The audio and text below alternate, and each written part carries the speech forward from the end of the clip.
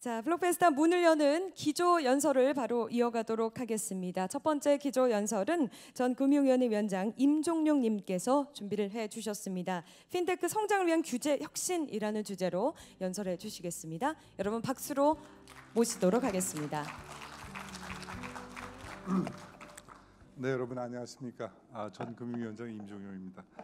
무엇보다 2018년 블록페스타 이렇게 많이 참석해 주신 여러분께 감사 말씀드립니다. 감사 말씀드린 이유는 제가 이 블록페스타의 조직위원장이기 때문에 그렇기도 하고요. 어느 신문사에 제가 블록체인과 관련한 좌담회에 좌장을 한 일이 있는데 제가 수도 없는 많은 그 행사를 다녀봤지만 그 행사 끝나기까지 그렇게 많은 분들이 오래 앉아 계신 행사는 한 번도 없었던 것 같아요. 그것이 곧 블록체인에 대한 많은 분들의 관심과 열정을 대변한 것이 아닌가 싶어서 이 행사를 준비한 우리 블록미디어의 최창환 대표께서 사실은 업력도 일천하고 그렇게 많은 인력이 있는 회사는 아닙니다. 언론기관이 아닙니다. 전문화된 언론기관이지만 그럼에도 불구하고 이와 같이 엄청난 행사를 또 아주 좋은 모임을 그리고 아주 소망스러운 생태계를 만들어 주신 데 대해서 정말 높이 평가드립니다. 제가 이 자리에 첫 번째 또 연사로 서게 되는 영광을 안았습니다. 세 가지가 저로서도 처음 경험하는 것인데 첫 번째는 금융회사 사람들이 없는 한 분도 안 계신 자리에서 강연을 하는 것이 저 처음입니다.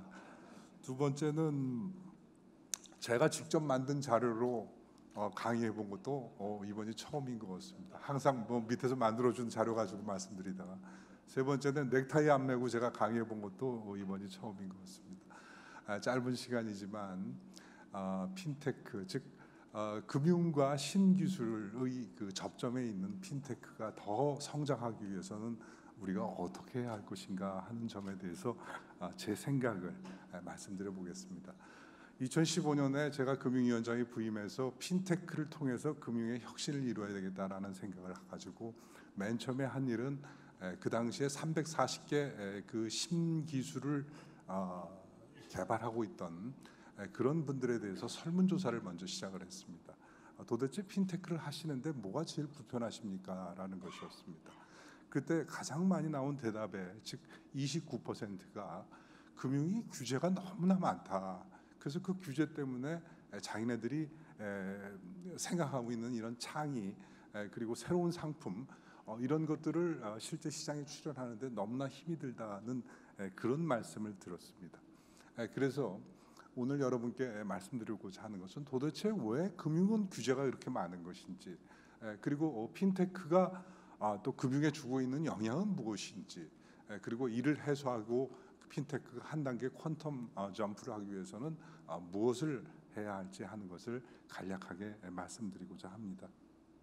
이건 목차고요. 바로 그냥 넘어가겠습니다. 여러분 잘 아시다시피 핀테크라는 것은 금융과 기술의 융합입니다. 그래서 우리가 의식하던 의식하지 않던 우리는 이미 일상에서 수많은 핀테크에 둘러싸여서 그를 활용하고 또 그에 맞춰서 생활을 하고 있습니다.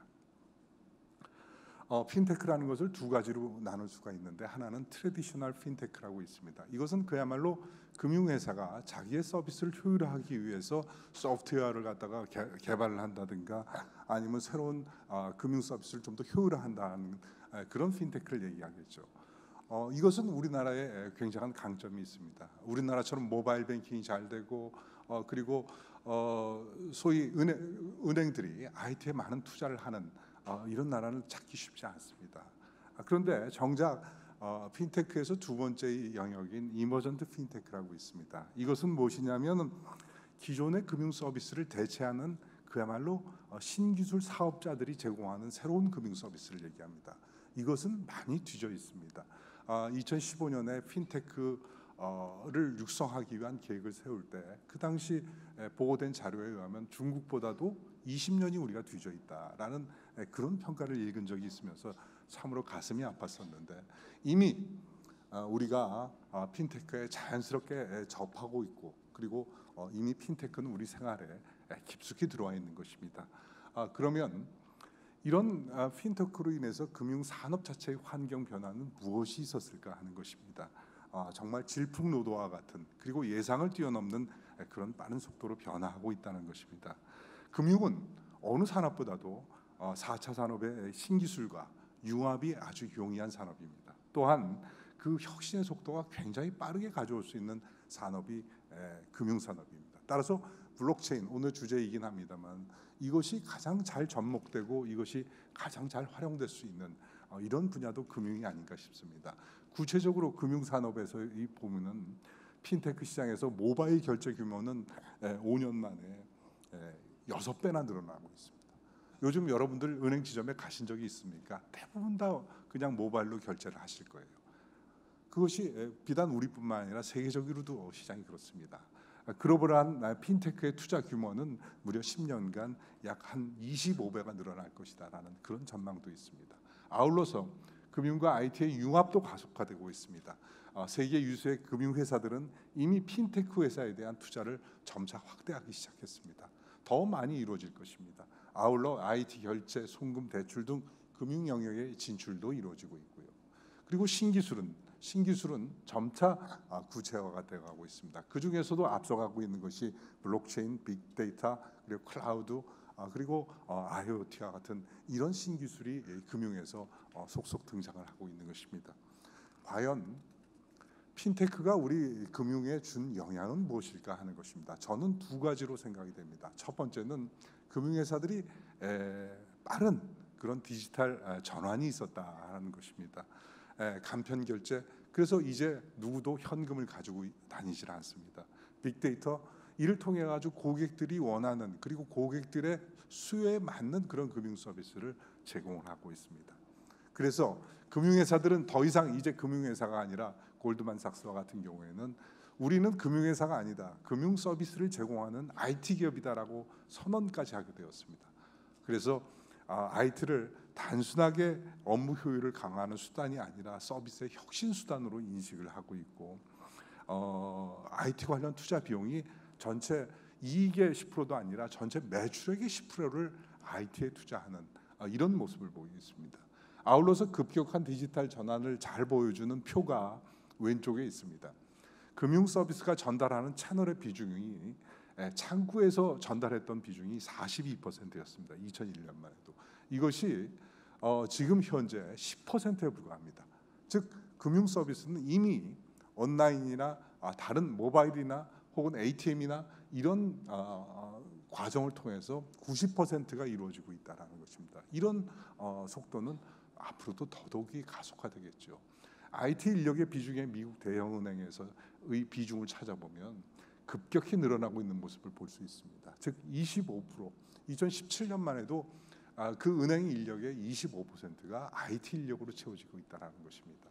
이런 변화, 첫 번째 변화는 금융회사들이 급격한 디지털화하다, 이렇게 말씀드릴 수 있고요.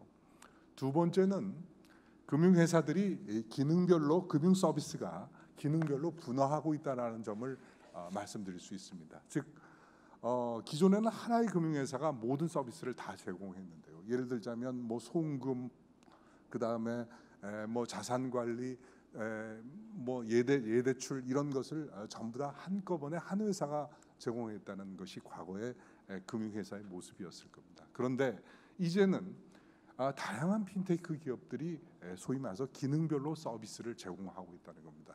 그것을 뭐 영어로 표현하자면 언번들링이라고 하더라고요. 그래서 금융회사의 소스 코드인 모임인 API만 공개가 된다면 이를 토대로 해서 송금이나 뭐 금융 상품에 대한 추천 서비스, 로보어드바이저 이런 것들이 각각 핀테크 기업을 통해서 기능별로 분화하고 있다는 점입니다. 두 번째는 기존에는 금융회사가 신뢰할 수 있는 반드시 제3자, 뭐 중앙은행이 됐던 결제원이 됐던 이런 제3자가 금융거래를 중개했는데 이제 특히 블록체인을 통해서 중개자 없는 거래가 가능해졌다라는 것입니다. 그리고 그것이 확산되고 있다는 겁니다. 뭐 대표적으로 리플 같은 경우에 이미 블록체인 기반의 기술을 통해서 송금료를 낮추고 송금 시간을 줄이는 이런 변화를 가져오고 있습니다. 이와 같은 두 가지 현상은 시장에서 어떠한 모습으로 나타났느냐면 금융시장이 금융회사만의 경쟁이 아닌 금융회사와 핀테크 기업 간의 경쟁 구도로 금융시장 자체를 바꾸고 있습니다. 금융산업의 모습을 바꾸고 있습니다. 그래서 예대출이 은행이 하던 것을 이제는 인터넷 전문은행과 P2B 업체가 하고, 송금, 지급결제 이것도 마찬가지로 모바일이나 핀테크 송금 업체가 담당하고, 로버드바이저 온라인 판매 채널 각 부문별로 이제 금융산업은 금융회사의 경쟁 구도가 아니라 금융회사와 핀테크 기업 간의 경쟁하는 이런 산업적인 변화를 겪고 있다 하는 것이 두 번째 금융산업과 시장에 주는 영향이었을 겁니다. 블록체인도 마찬가지입니다. 오늘의 주제이기 때문에 특별히 더해서 얘기하자면 블록체인이 가지고 있는 특징 혹은 경쟁력이라는 것은 여러분 잘 아실 겁니다. 보안이 튼튼하고 그다음에 투명하고, 그리고 어떤 중앙 집권적인 기관이 아니라 제3자, 탈 제3자라는 즉 분산해서 관리할 수 있다는 점, 그다음에 확장성일 겁니다. 이를 통해서 각 분야별로 블록체인에 기반한 여러 가지 변화들이 나오고 있습니다. 결제 및 송금, 아까 리플 말씀드렸죠. 증권 거래, 우리나라도 KLX가 블로커와 함께 장외 주식 거래 시스템을 개발하고 있습니다. 무역금융은 신용장을 아예 블록체인에다가 저장을 시키면서 더 빠르고 정확한 거래를 할 수 있게 하고요. 그리고 자금 조달도 블록체인을 이용한 클라우드 펀딩이 독일에서 스타트업에서 개발되어 이것이 활용되고 있는 사례도 있습니다. 더욱이 2016년에 저희가 핀테크를 하면서 블록체인을 한번 해보자, 금융권 공동으로 해보자 해서 2016년에 블록체인과 관련한 공동의 작업단을 만들었습니다. 그래서 그 작업을 해온 결과 이번 달 27일부터는 인증 시스템을 은행연합회, 오늘 하영우 회장님 오셨습니다. 하영우 회장님이 굉장히 열심히 하셔가지고 27일부터는 이제 은행 공동의 인증 시스템이 블록체인의 기반의 기술에 의해서 이제 시작이 되게 돼 있습니다. 이런 변화들이 금융권 곳곳에서 블록체인을 통해서 이루어지고 있는 것입니다. 그런데 핀테크가 가지고 있는 제약은 무엇일까요? 아까도 모두에 말씀드렸지만은 핀테크 사업자들, 기술자들의 30%가 도대체 금융이 규제가 많아서 접근이 어렵다. 즉 금융 규제가 첫 번째로 핀테크가 가지고 있는 제약일 겁니다. 그리고 두 번째는 역시 성장 인프라일 겁니다. 막상 2015년에 핀테크 업체를 금융권에다 끌어들이기 위해서 많은 노력을 하는데, 그때 제일 어려웠었던 게 뭐냐? 핀테크 기업은 금융권을 알지 못하고 금융권은 핀테크 기업을 알지 못하는 것입니다. 그래서 서로의 적용에 있어서 물론 억세스도 어려웠지만은 서로의 내용을 모르니까 과연 무슨 규제가 풀어줘야지 이것이 가능한지, 시장에 출현되는 새로운 사업이 나오는지를 알 수 없었습니다. 정부에서. 이것이 가장 큰 문제였습니다. 즉 핀테크 기업과 금융회사, 투자자, 정부, 이것이 이런 그 관련인들이 함께하는 생태계가 굉장히 우리의 경우에는 작았다, 그리고 미흡했다라고 말씀드릴 수 있고요. 그리고 우리가 통상 핀테크에서 주요한 분야가 빅데이터 분야입니다. 특히 빅데이터 분야는 개인정보 보호로서 활용이 크게 제약되어 있습니다. 현재도 그렇습니다. 우리가 통상 빅데이터를 21세기의 원유다. 그리고 그 원유가 전 세계 데이터의 약 50%가 어디에 저장이 되어 있느냐면 금융 쪽에 저장이 되어 있다고 합니다. 그러니까 빅데이터야말로 이제 핀테크 기업들이 앞으로 활용해내야 할 정말 무궁무진한 미지의 세계일 텐데, 이것이 개인정보 보호를 해야 한다는 이유로 인해서 여러 가지 제약이 많습니다. 활용하지 못하고 있습니다. 그래서 생각해낸 게 비식별 정보는, 식별할 수 있는 정보는 보호하도 비식별 정보는 좀 더 활용해보자 하고 가이드라인까지 만들었습니다만, 이 또한 시민단체에서 반대를 통해 가지고 입법적 근거 없는 비식별 정보는 활용하지 못한다라고 해서 그것 또한 걸림돌이 되고 있습니다. 이것이 앞으로 성장 인프라로서 핀테크 쪽이 풀어야 될 것이 아닌가 생각합니다. 또한 마지막으로 핀테크 리스크가 있습니다. 이건 여러분들께서 너무나 잘 아실 겁니다. 이것은 작년에 보면 랜섬웨어에서 사이버 협박을 해가지고 13억을 갖다가 갈취했다 하는 그런 사건도 있었습니다만, 과연 핀테크 기업들이 이런 사이버 위협이나 사고에 대해서, 정보 유출 사고 등에 대해서 어떻게 대응을 하고 어떻게 해나갈 것이냐, 그래서 신뢰를 얻을 수 있을 것이냐 하는 이 문제가 핀테크 리스크로서 남아있다라고 생각합니다. 그러면 논의를 좀 더 좁혀가지고 규제에 대해서만 한번 좀 얘기를 해보겠습니다. 금융산업은 왜 규제가 많은가 하는 것입니다. 기본적으로 금융산업은 규제 산업입니다. 이건 세계 어느 나라나 규제를 통해서 일정한 자격을 갖춘 소수자에게만 할 수 있는 권한을 주고 그 엔트리 내에서 하는 사람들이 일정한 룰을 지켜가면서 하도록 하는 그런 규제 산업입니다. 즉 제조업과 다른 것이죠. 제조업이나 IT의 경우에 누구나 다 할 수 있지 않습니까? 근데 금융산업은 누구나 다 할 수 없습니다. 왜? 첫 번째는 불특정 다수인의 자산을 관리하고, 그리고 금융 시스템이 망가지면 국민 경제 전체의 리스크로 앉기 때문에 금융산업은 규제 산업일 수밖에 없는 것입니다. 자, 기본적으로 그런데다가 우리의 경우에 많은 IT의 기술을 개발하시는 분들이 이런 쪽에 더욱이 문제를 가지고 계신 것 같아요. 즉 금융회사의 액세스 자체가 어렵다. 그리고 금융인 자체들이 굉장히 소극적이다.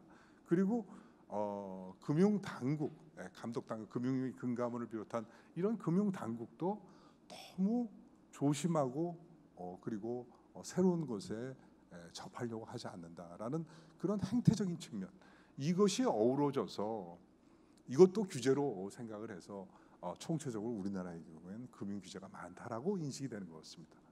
즉 불특정 다수인의 자산을 관리하기 때문에 생겨 있어야 하는 규제는 그 규제 자체로서 과하지 않는 한 어느 나라에 있는데, 우리의 경우에 더 큰 문제는 금융회사들의 소극적인 자세, 그리고 금융당국의 어떤 금융사고, 투자자 보호, 소비자 보호를 이유로 한 여러 가지 감독의 형태, 이런 것 때문에 더 많은 규제를 느끼시는 것 같습니다. 근데 이런 금융 부분의 규제 혁신이 왜 잘 풀리지 않느냐 하는 것입니다. 첫 번째는 제가 생각하기에 많은 분들이 이런 얘기를 하세요. 금융당국이 권한을 유지하기 위해서 규제를 쥐고 있는 거 아니냐, 그래서 안 푸는 거 아니냐 하는 얘기인데, 물론 그런 경우도 있을 수는 있겠습니다만 저는 그게 본질은 아니라고 생각합니다. 왜냐하면 금융당국도 규제를 하면 그것을 규제를 관리해야 하는 책임감과 부담이 따르기 때문에 그렇습니다. 따라서 규제를 푸는데 그렇게 적극적이지 않다, 자기의 권한 때문에, 그것은 아니라고 저는 생각합니다. 그런데 어떤 문제가 있느냐, 첫 번째 금융사고가 발생하기 때문에 그렇습니다. 2013년에 제가 농협에 있었는데 그때 카드 정보 유출이 발생을 했습니다. 그로 인해서 어떤 규제들이 생겼느냐면 정보를 한 군데 모으지도 마라, 유출되니까. 그리고 그 모아진 정보조차도 되도록 활용하지 마라 라는 그런 생각을 담은 규제들이 생겨나기 시작했습니다. 즉 금융사고의 발생은 금융당국, 금융회사로 하여금 금융소비자, 투자자 보호에 정말 큰 부담을 가지고 있기 때문에, 만약에 예를 들자면 좀 과한 예인지 모르겠습니다만 어떤 사안이 90의 성공을 가져오고 10의 부작용을 가져온다면 금융당국은 취하지 않을 것입니다. 그게 금융당국이 갖는 부담입니다. 즉 금융사고를 발생시키지 않으려는 노력, 이것이 과도한 규제, 그리고 더 아예 그런 사고가 발생하는 그것뿐만 아니라 그런 개연성 있는 데까지 규제를 하게 되는 그런 문제가 생긴다 하는 것이고, 두 번째는 이해관계인의 반대입니다. 많은 부분 금융 규제를 푸는데 가장 많은 반대를 하는 사람이 누구일 것인가? 금융회사입니다. 즉 자기의 이해관계가 서로 충돌하기 때문에 그렇습니다. 또한 인터넷 전문은행이 요즘에 최근에 은산분리 완화가 논의되고 있는 것은 참으로 다행한 일이고, 그리고 우리 전체적인 금융산업 발전, 핀테크 발전을 위해서 좋은 일일 것이라 생각합니다. 그런데 다른 부분을 또 걱정하시는 분들이 계시거든요. 이런 이해관계인들의 여러 가지 충돌, 근데 이것을 조정하기가 쉽지 않고 또 그것이 굉장히 어렵기 때문에 규제는 쉽게 풀리지 않습니다. 세 번째, 금융산업에 대한 인식도 문제가 있다고 생각합니다. 즉 금융은 산업이기보다 일종의 유틸리티, 공공재이기 때문에 어떤 사업성, 창의, 혁신보다는 공공성이 강조되어야 한다라는 그런 인식입니다. 이것이 우리나라의 경우는 과거 실물 경제를 뒷받침한 금융의 역할을 항상 강조해 왔기 때문에 좀 더 큰 것 같습니다. 이래서 금융에 대한 규제도 많고 금융에 대한 규제 혁신이 쉽지 않다라고 저는 생각을 합니다. 그런데 과연 그러면 어떻게 해야 할 것이냐 하는 것입니다. 제가 오늘 짧은 시간에 여러분에게 드리고자 하는 메시지는 세 개입니다. 첫 번째, 금융 규제는 그저 매번 닥칠 때마다 이 규제 풀어주십시오, 이 작고 작은 규제들을 건건히 풀고자 하면 너무 많은 시간이 걸리고 너무 복잡한 과정이 그리고 어려움이 있으리라 생각합니다. 따라서 새로운 플레임과 새로운 틀에 의해서 규제를 접근해야 한다. 그것이 또 특히 핀테크 이쪽에 적용되어야 한다라고 생각하는 것이 첫 번째입니다. 핀테크 산업의 진입장벽 완화는 이미 이루어졌습니다. 여러분 핀테크 사업하는데 큰 문제가 없어요. 두 번째, 제가 주목하고 또 꼭 이것이 됐으면 좋겠다 생각하는 것은 금융혁신 지원 특별법으로 지금 국회에 상정을 했습니다. 어떤 것이냐? 사업자가 어떤 혁신적인 서비스를 갖다가 하겠다라고 해서 제출을 하면 이를 심사를 해서 시범적으로 인가를 해주고 기존에 있던 법률상의 여러 가지 규제를 한꺼번에 적용시켜주지 않는 특례를 적용하는 것입니다. 즉 건건히 일일이 다 검토해서 그 규제를 적용 여부를 따지자면 그것은 굉장히 복잡하고 어려운 일이니까 차라리 이제 한 틀로 만들어 가지고 아예 적용을 배제시켜서 일단 움직여 보자. 그래서 테스트를 하고 그것이 안전하고 투자자 보호에 문제가 없다면 그것을 인가를 해주고 더욱이 배타적인 권한까지 인정을 해주는 이렇게 규제에 대한 새로운 틀을 좀 더 총체적이고 종합적으로 접근하는 것이 이제 필요하지 않느냐 하는 생각이고요.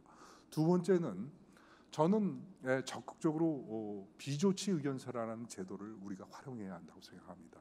비조치 의견서는 무엇이냐면 제가 이러이러한 사업을 이러이러한 상품을 만들고자 하는데 이게 법률에 걸립니까 안 걸립니까 라는 것을 사전적으로 물어보는 것입니다. 사전적으로 소위 말해서 감독원에 물어봐서 감독원이나 금융위에 물어봐서 소위 말해서 사전적인 면허와 승인을 받는 것이죠. 그래서 나중에 제재를 받지 않는다라는 그런 확인서를 받아두는 겁니다. 이런 제도가 2001년에 우리나라에도 도입이 됐었습니다. 근데 2014년까지 활용된 사례를 보면 10건에 불과합니다. 근데 2015년부터 드라이브를 걸어서 비조치 의견서로 이분들이 불편하지 않게 해라 해서 2015년, 16년 1,100건의 비조치 의견서를 발급을 했습니다. 앞으로도 전 이 틀이 더 활용되어야 한다고 생각합니다. 그래서 소위 말해서 내가 하고자 하는 일에 잔뜩 투자를 해놓고 고민을 했더니 나중에 덜커덕 이건 규제 때문에 안 됩니다. 이런 잘못이 없어야 한다. 즉 사전에 뭔가 감독 당국에서 이것이 되느냐 안 되느냐 여부를 갖다가 판단해 주는 것이 좋겠고 더욱이 그것이 어떤 새로운 규제의 틀에 의해서 혁신지원법에서 의도한 바와 같이 아예 모든 금융 규제를 배제시킨 그런 서비스를 시험해 볼 수 있도록 하는 그런 새로운 프레임을 만들어 주는 것이 좋겠다. 이것이 하나하나 일일이 모든 규제를 찾아내서 풀어 나가는 이 방법보다는 훨씬 효율적일 것이다. 그리고 그런 것이 이제 핀테크에 필요하지 않느냐라는 점입니다. 두 번째, 정부가 할 일은 무엇이냐? 정부가 할 일은 딱 한 가지 있다고 생각해요. 적어도 인프라를 만드는 일에 정부는 매진하면 된다고 저는 생각을 합니다. 그래서 핀테크 지원센터 이것을 통해 가지고 핀테크 업자들이 부족한 사무공간, 자금, 그다음에 관련 법규 해석 등 여러 가지 서비스를 제공하는 일. 두 번째, 핀테크 아까도 생태계 말씀드렸습니다만은 금융회사, 핀테크 기업, 정부 간에 모여서 같이 논의할 수 있는 장을 만드는 것.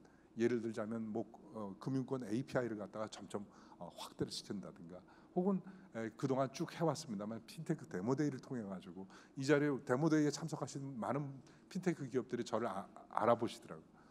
그런 일들이 이제 생태계로서 만들어져서 조금 더 많은 소통이 있어야 되지 않느냐. 세 번째는 역시 저는 빅데이터 부분에 대한 여러 가지 규제가 풀려야 한다고 생각합니다. 그래서 정보 보호에 관한 규제가 정말 많은 부처가 나서서 지금 규제를 하고 있습니다. 뭐 행정자치부, 뭐 그다음에 금융위도 하고 있고요. 그다음에 과학기술 담당하는 쪽에서도 하습니다. 이것을 이제는 통폐합해야 하고 비식별화된 정보를 활용할 수 있도록 하는 이런 쇄신이 있어야 된다라고 생각합니다.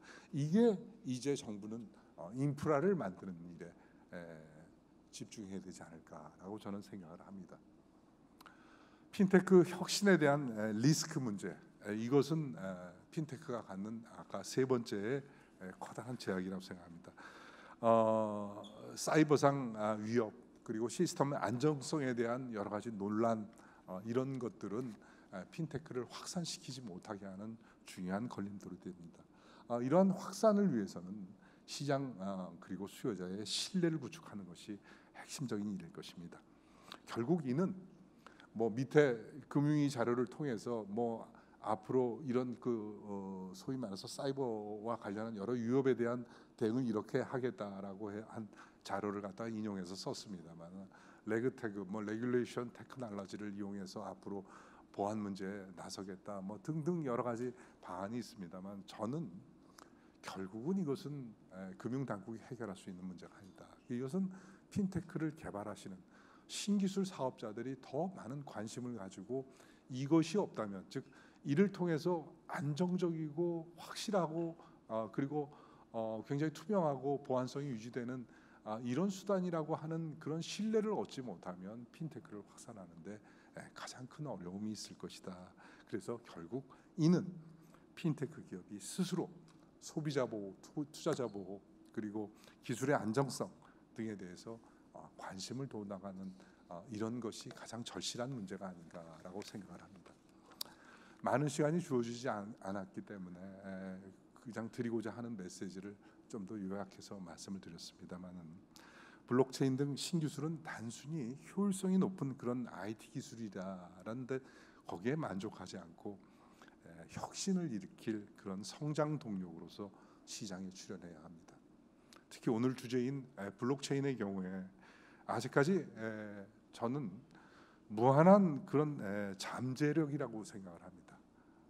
아직까지는 우리가 뭔가 금융을 바꿀 혹은 세상을 바꿀 그런 그라운드 브레이킹 프로덕트가 출현한 건 아닐 것입니다.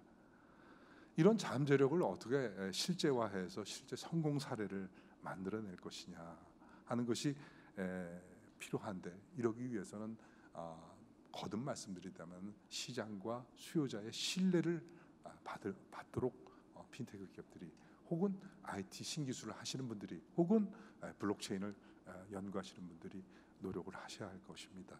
이를 위해서 블록체인 관계자들이 스스로의 상품이 어느 분야에 활용될 수 있을지, 또 어떠한 가치가 있는 것인지에 대한 스스로의 평가를 끊임없이 하셔야 하리라 생각합니다.